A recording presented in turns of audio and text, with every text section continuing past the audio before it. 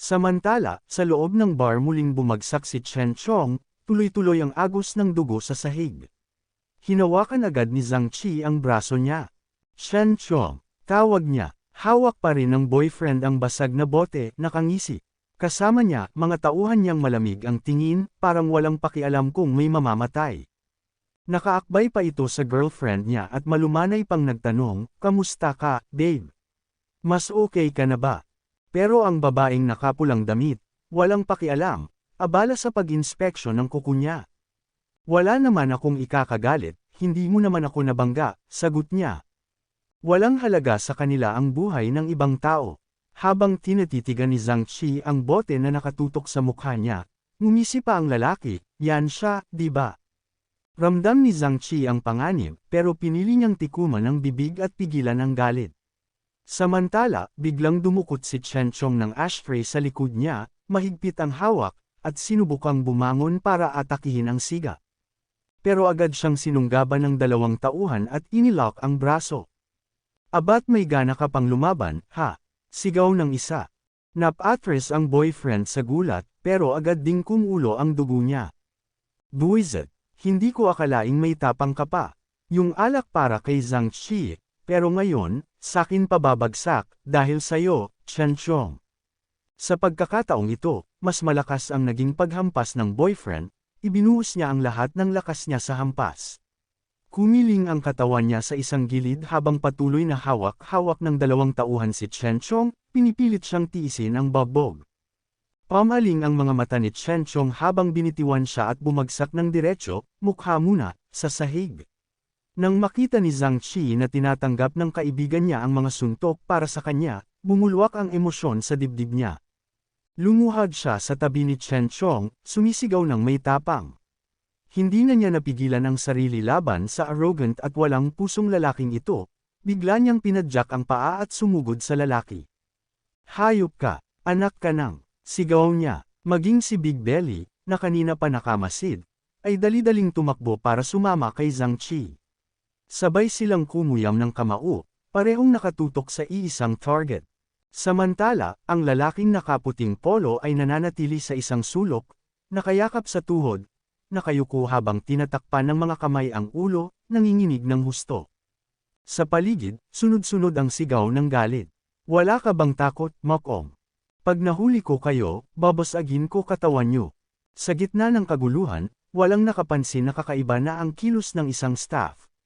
Malakas itong umuubo, nangangitim at namumula ang balat na may mga ugat na gumagapang papunta sa mukha. Tulo ng tulo ang pawis na parang ulan, nanginginig na parabang nasa gitna ng nagyayelong lugar. Patuloy na nakikipagbuno si Zhang Qi sa dalawang lalaki, sumuntok siya sa isang may itim na buhok pero nakaiwas ito. Mula sa likuran, may biglang humawak sa braso niya. Ngayon, tuluyan nang nag-iba ang anyo ng staff. Namutla ng sobra ang mukha nito, nangangitim ang mga ugat sa leeg at noo, dumudugo ang mga mata, at may bula at laway na tumutulo sa bibig at ilong. Sa gitna ng putukan ng suntok at sigawan, "Tara na, banatan mo yan, duwag. Suntukin mo, hayop ka." Bigla itong tumingin sa kanila, pulang-pula ang mga mata, malamig at nakakatindig balahibo ang titig. Agad siyang sumugod patungo sa gulo gamit ang isang nakakatakot na posisyon ng pagtakbo. Nakayuko, ang mga braso ay parang nakalaylay na papat na kumakampay. Pagkasunod ay umungol ito at dumiretso sa balikat ng isang lalaking may mahabang buhok.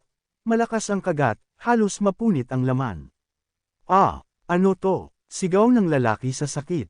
Nang makita ito ng babaeng nakapulang bestida na may blonding buhok, napasigaw siya ng malakas sa takot. "Hayop na to, parang aso," sigaw ng sugatang lalaki habang nanginginig sa hirap. Ang lalaking nagtatago sa sulok mula kanina ay tuluyan ng nabaliw sa takot, mas lalo pang kumapit sa batok niya, nanlaki ang mga mata, at natulala sa gulat. "Ako na sa dalawang to, tulungan mo siya," sigaw ng isa sa gitna ng away. Patuloy sa pagkagat ang staff sa balikat ng mahabang buhok.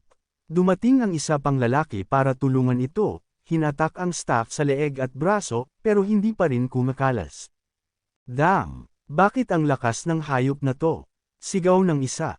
Pagkabitiw nito sa mahabang buhok, bigla naman nitong kinagat sa braso ang isa pang kalaban. Kita na, nahawa na siya ng virus. Ang katawan niya'y wala ng buhay, isa na siyang zombie. Pucha, kinagat din ako. Hayop na to, parang rabid dog. Sigaw ng lalaking nakaputi. Habang tumatagal, mas lalong lumalakas ang zombie. Mas malakas ang kagat, halos punatin ang laman, saka inihagis pabagsak ang batang lalaki sa sahig. Loko to. Grabe, sobra ang lakas. Sigaw ng lalaki habang walang magawa. Sa gitna ng panganib, isang kamay ang biglang sumunggab sa leeg ng zombie. At walang iba iyon kundi si Jiang, ang pangunahing tauhan ng kwento. Para bang walang bigat, buhat-buhat niya ang zombie gamit ang isang kamay. Matigas at malamig ang mukha niya, anino ang bumalot sa kanya. Natigilan ang lahat, namutla at natulala. Punong-puno ng enerhiya si Jiang, nagliliyab ang mga mata. Hinawakan niya ng mahigpit ang leeg ng zombie at isang simpleng pag-ikot, bang. Nabasag ang TV screen, bumaon ang mukha ng zombie sa basag na salamin. Tumalikod si Jiang, at sa isang malamig at maangas na anyo, itinuro ang lahat. Itigil niyo to. Ngayon, napatingin ang lahat, walang naglakas loob na kumontra. Tumahimik ang paligid. Tumayo ang lalaking kagat ang braso, hawak-hawak ang sugat, at sa isip niya'y, grabe, ang lakas nung hayop na yon, pero itong bata, tinapos lang gamit ang isang kamay. Galit na sumigaw ang arroganting boyfriend, nanlalaki ang mga mata, habang nakatutok ang mukha kay Jiang. Sino ka ba, ha? Samantala, ang kaibigan niya, yung nakagat sa balikat, ay dahan-daang nangangitim. Halos mabulok na ang sugat, at kinakamot niya ito ng walang pakialam, na para bang wala lang, habang walang nakakapansin sa kakaibang kondisyon nito. Hindi na pinansin ni Jiang ang boyfriend na kanina pa nagmamando. Lumapit siya kay Zhang Qi at banayad na tinanong si Zhang Qi, nakagat ka ba? Ito ang unang beses na nakilala ni Zhang Qi si Jiang, at ngayong may estrangherong nagtatanong sa gitna ng kaguluhan, medyo naging maingat siya. Nakaupo sa pagitan ng dalawang kaibigan, tiningala niya ito na may pagod na ekspresyon. Hindi, bakit? Mukhang ayos naman ang lahat, kaya't ang sugat na lang ang kailangang asikasuhin bago may hatid pabalik sa base si Zhang Qi. Kaya't seryosong sinabi ni Jiang, sumunod ka sakin. Hindi na nagdalawang isip si Zhang Qi, tumayo agad siya. Pero bago pa siya makalapit, biglang hinawakan ng bastos na boyfriend ang balikat niya. Hoy! Hindi pa tapos ang usapan dito. Saan ka pupunta? Sigaw nito, nanlilisik ang mga mata. Ang mahabang buhok na tauhan ng boyfriend, ang pinakamalapit sa kanya, ay nahawa na pala ng virus mula sa zombie kanina. Ramdam niya ang kakaibang init sa katawan, at napapapikit siya sa tindi ng sakit sa ulo. Boss, hindi ko na kaya tong sakit. Daing niya. Lumingon ang boyfriend sa kanyang tauhan, halatang naguguluhan. Ano to? Nilalagnat ka na ba ng mas grabe? Si Jiang, na may karanasan sa ganitong sitwasyon, ay tumitig sa sugat nito. Nanigas ang mukha niya, alam niyang hindi maganda ang mangyayari. Sa balikat ng tauhan, para itong butas na itim, nabubulok ang laman, at nangangitim ang balat sa paligid. Malinaw na senyales ito na malapit na siyang maging zombie. Hinaplos pa ng tauhan ang sugat, na pangiwi sa sakit. Kanina pa lang may sipon ako. Si Jiang, na hawak-hawak pa rin sa leeg ang zombie at nakadikit pa ito sa basag na TV, ay biglang nagtanong, siya ba ang kumagat sayo? Ngayon, halos umakyat na sa ulo ang pamumula at pangangitim mula sa sugat. Wala pa ring kamuwang-muwang ang tauhan, kinamot ito at walang pakialam na sumagot, oo, bakit? Ano meron? Naging seryoso ang mukha ni Jiang. Sa loob-loob niya, nahawa na pala siya kanina, at dahil malapit sa ulo ang kagat, baka mag-transform agad siya. Walang sinabi si Jiang. Hinawakan niya ang zombie sa leeg at mahinahong naglakad papunta sa pinto. Hoy! Anong ginagawa mo? Sigaw ng leader. Mabilis na binuksan ni Jiang ang pinto at inihagis palabas ang zombie. Boom! Gamulong ito pababa ng hagdan, parang itinapong sako ng basura.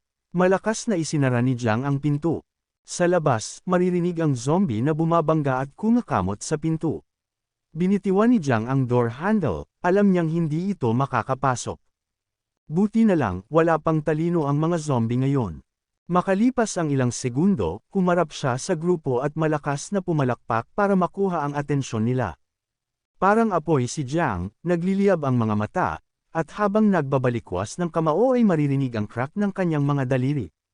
Zhang Qi, sino ang gusto mong patayin muna? Tula lang tumingin si Zhang Qi, ha? Kilala ba kita? Pero ang boyfriend sa likod niya, na pinipilit pa ring magpakamatapang, ay sumugod para takutin si Jiang. Oy, Mok-ong, sobra na ang yabang mo ah. Maling tao ang pinili niya. Sa mata ni Jiang, parang lamok lang siya. Nakasukbit ang mga braso nito, malamig ang tingin, at isang malakas na sampal ng palad sa mukha ng lalaki. Lumipad ito paatras, pero hindi pa doon natapos. Hinawakan ni Jiang ang ulo niya at ibinagsak sa mesa. Nagkadurog-durog ang kahoy. Isa pang tauhan na may mahabang buhok ang sumugod, galit na galit.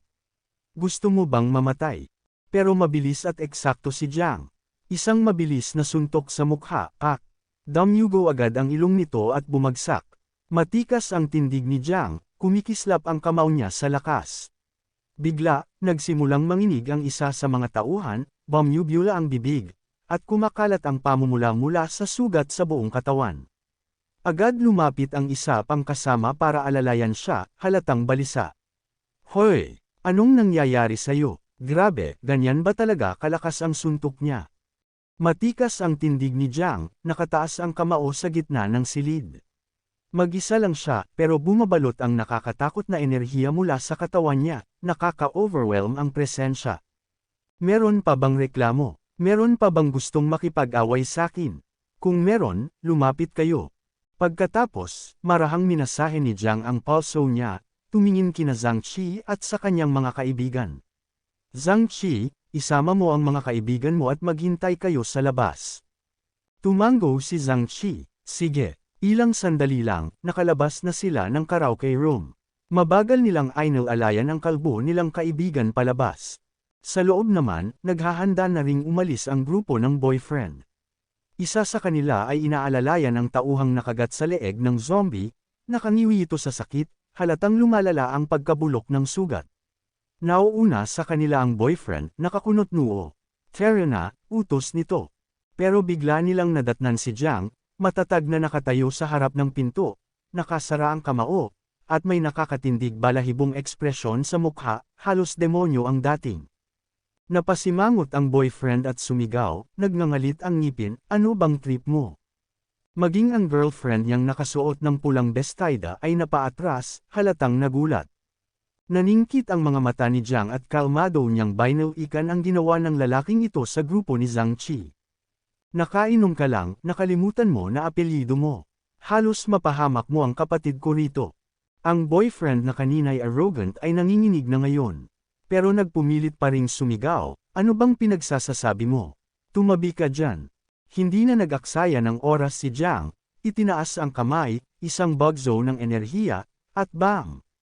Tumilapon ang lalaki at bumagsak sa sahig. Pucha, mura nito habang nakahandusay.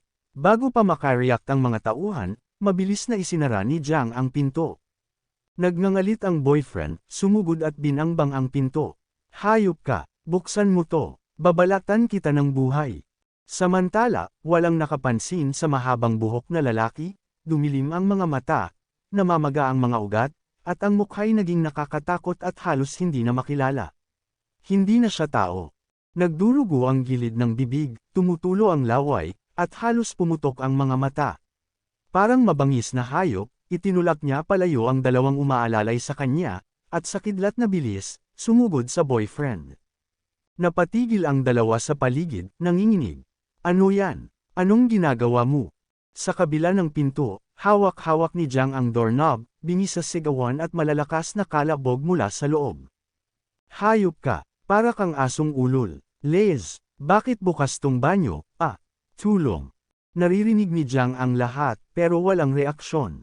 Mas tutok siya sa bawat galaw at ingay mula sa loob. Marahil, ang mga pinagdaanan niya sa nakaraang buhay ang dahilan kung bakit sobrang lamig at matalim ng ugali niya ngayon. Lumapit ang isang staff, naguguluhan. Sir, ano pong nangyari? Kailangan niyo po ba ng tulong? Diretsyong sinabi ni Jiang, may zombie sa loob, at dapat ikandado ang pinto. Walang dapat magbukas. Tumawag din siya sa pulis at ospital, at sinabi na may pasyenteng may rabies attack. Nanlaki ang mata ng staff, nanginginig ang ulo habang paulit-ulit na tumango, lalo na't naririnig na niya ang tungkol sa kakaibang sakit na kumakalat nitong mga araw. Yung rabid flu. Tanong nito, pautol yuto. Nakakunot ang noo ng empleyado, mabagal kumilos. Kaya't tumulim ang boses ni Jiang, nanlaki ang mata, at sumigaw, bilasan mo. Nagpanik ang staff at agad sumunod. Kahit may nakakatakot na hiyawan mula sa loob, sinigurado niyang nakandado ng mahigpit ang pinto.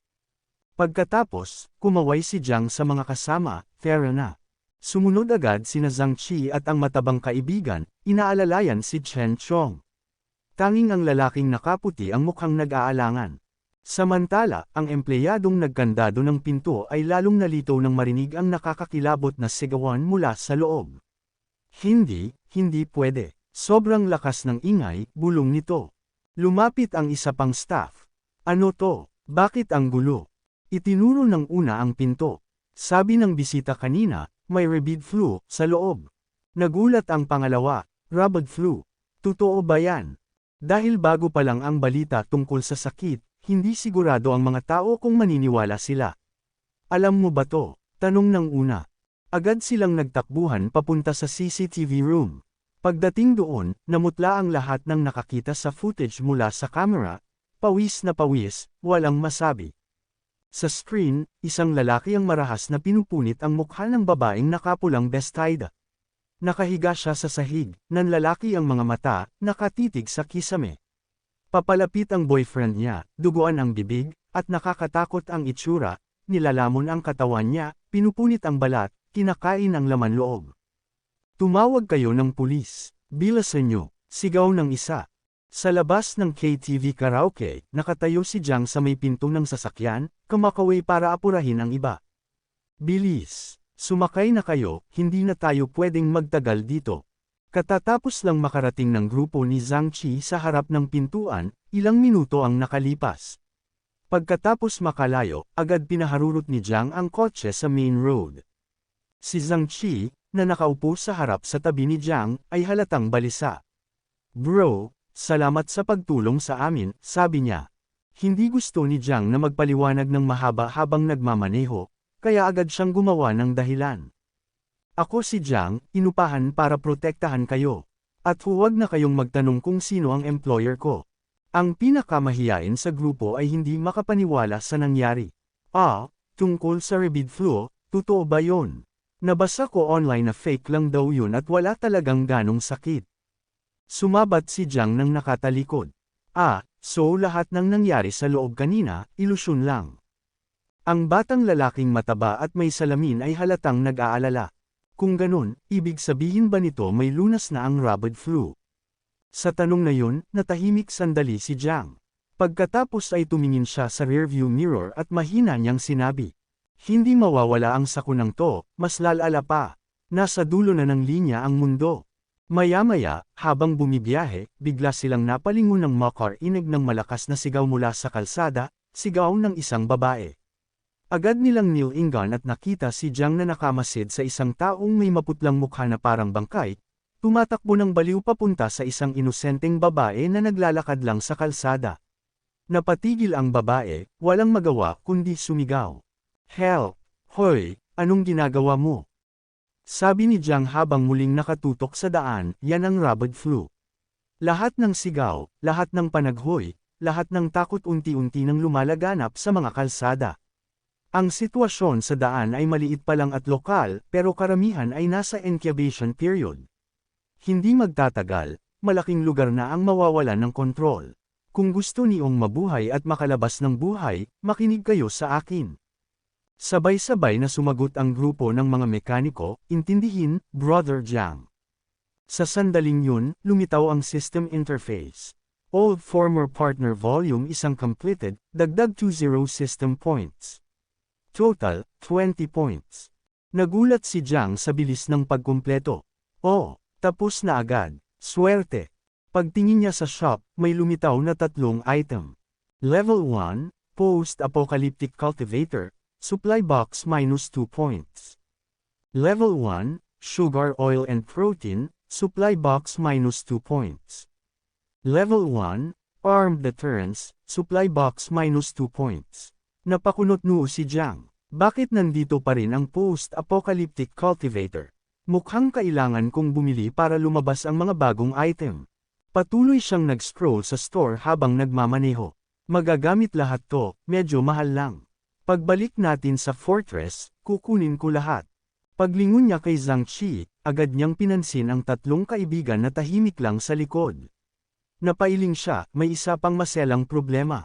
Naalala niya ang unang pagkikita nila ni Zhang Qi, umiiyak dahil ipinagkanulo ng kaibigan kaya nagkawatak-watek ang buong grupo. Sayang, itinuring pa naman namin siyang kapatid, bulong ni Jiang sa isip. Sa alaala ni Jiang, iyon ang araw na natraidor si Zhang Qi sa dorm, dahilan para mamatay ang marami sa zombie attack. Tanging si Zhang Qi lang ang nakaligtas. Sa isip ni Jiang, isa sa tatlong to ang may masamang balak pero hindi pa nagpapakita ng kulay. Sino kaya?